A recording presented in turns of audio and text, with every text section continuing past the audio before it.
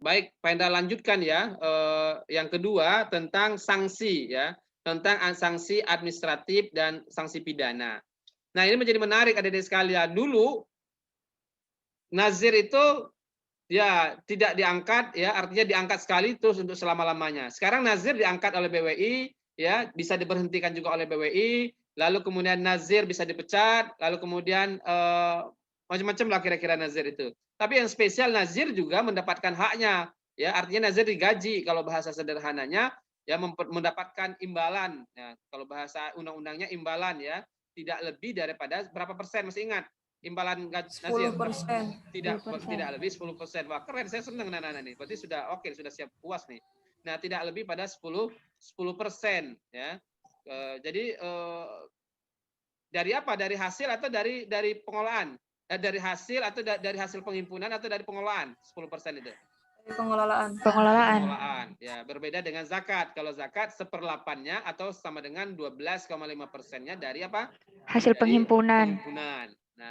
Nah, ini menjadi menarik adik-adik sekalian. Nah, kalau sudah dikasih imbalan 10% misalnya dari hasil pengolahan, lalu kemudian melakukan penyelewengan atau kemudian tidak amanah, maka di undang-undang dicantumkan di situ bisa mendapatkan sanksi. Ya, sanksi berupa sanksi administratif maupun sanksi pidana. Nah, adik-adik sekalian bisa kita lihat misalnya ya. Nah, di sini bisa kita perhatikan bahwa nah, di sini ada sanksi administratif pengelolaan wakaf. Di pasal 68 Undang-Undang 41 tahun 2004 tentang wakaf ya, bukan tentang pengelolaan wakaf, tentang wakaf ya. Satu, menteri dapat mengenakan sanksi administratif dan pelanggaran ya, tidak didaftarkannya harta benda wakaf oleh lembaga keuangan syariah dan PPAW sebagaimana masukkan pasal 30. Jadi kalau umpama ya umpama tidak didaftarkan harta benda wakafnya oleh lembaga keuangan syariah, ya kan? Kalau wakaf uang itu melalui apa, Dek? Masih ingat? Kalau wakaf tanah kita ke nazir. Kalau wakaf uang betul, betul, betul. Kalau wakaf uang kita datangnya ya, memberikan aset wakafnya bukan langsung kepada nazirnya, tapi melalui LKS PWU. Apa LKS PWU itu? Masih ingat?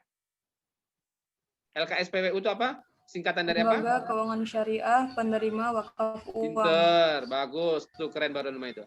Lembaga Keuangan Syariah Penerima Wakaf Uang. Itu ada beberapa bank yang ditunjuk oleh pemerintah melalui Kementerian Agama, ya. Itu ditunjuk sebagai penerima wakaf uang. Nah, dari situ kemudian itu. Nah, andai kata menteri dapat mengenakan sanksi administratif atas pelanggaran tidak daftarkannya harta benda wakaf oleh lembaga keuangan syariah, berarti lembaga keuangan syariahnya nih. Nah, dan PPAIW, PPAIW masih ingat apa singkatan PPAIW itu?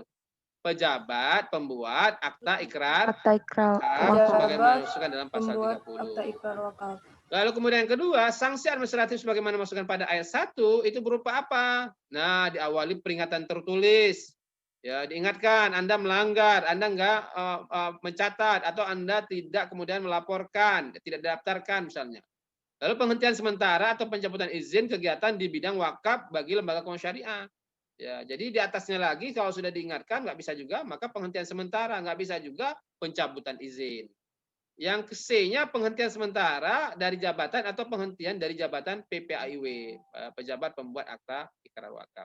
Kalau kita simpulkan adik-adik semuanya, maka sanksi ya secara administratif itu bisa terjadi 3. Ya, pertama peringatan tertulis, yang kedua penghentian sementara, ketiga pencabutan izin. Nah, adik-adik sekalian, Pak Hendra gimana Pak Hendra?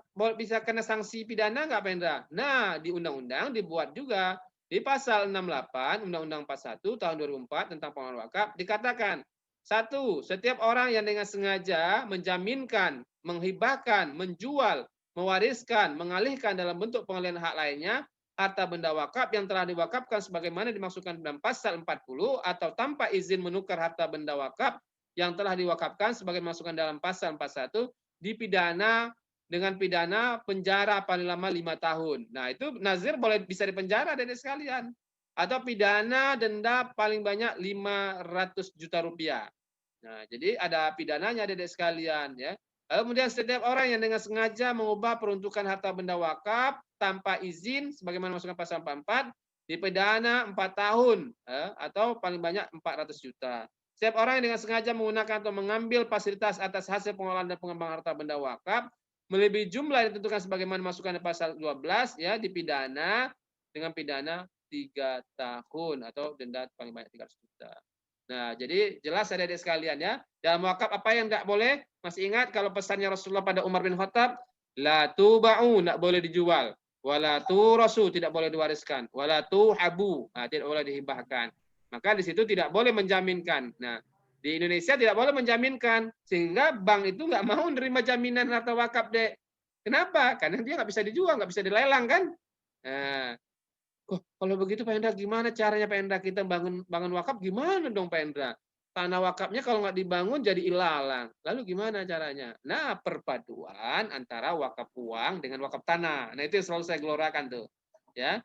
Jadi wakaf uang itu untuk memerdayakan wakaf tanah, ya. Jadi sekarang kan keterbatasannya adalah bagaimana kenapa wakaf tanah kita nggak bisa diberdayakan karena nggak punya duit kan, nggak punya uang. Nah, uangnya dari mana? Nah, maka ada banyak caranya seperti di Mekah misalnya di Zamzam Tower itu. Nah, itu ya itu wakaf juga ya. Misalnya dalam berapa tahun nanti ada kontrak dan berbagai macamnya. Di Singapura juga begitu dan di Indonesia ada banyak juga yang melakukan itu. Nah, saya pikir itu ada sekalian. Jadi mudah-mudahan kita tetap berbaik sangka bahwa nazir-nazir kita adalah nazir-nazir yang amanah insyaallah. Nah, ya. Mudah-mudahan bermanfaat untuk adik-adik semuanya. Silakan kalau ada yang ingin adik-adik tanyakan, silakan.